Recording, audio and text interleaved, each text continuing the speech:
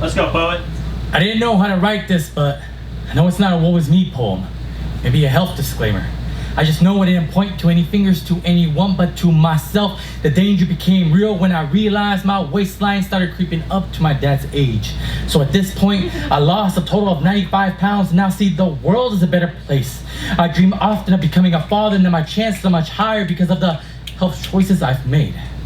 I wish I could say my weight was the only thing that changed, but people have the craziest time to say, hey, I was just thinking of you. I guess to a certain point, I get it.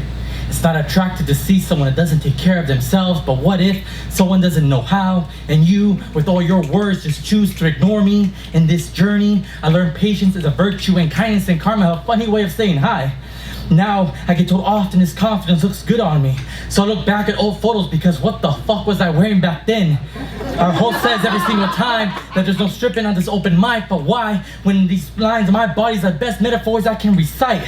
No, this is not a woe is me poem. It's a shoulder check because I do not want to confuse the message. I try to make sure my poems don't come off as apologies. I've seen people use preemptive sorries as an argument to not feel bad about being a certain way.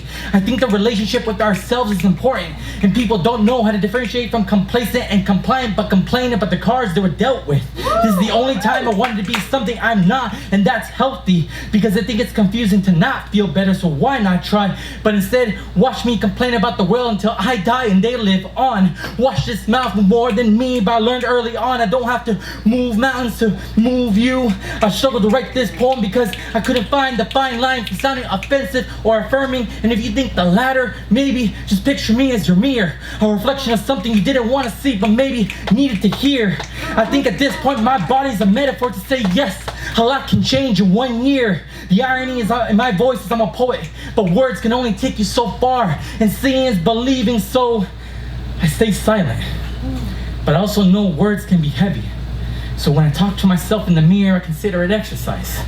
And I realize some people are just looking for the right gym partner because they have a lot to say. What's that saying again? Sticks and stones may break my bones, but... Yeah!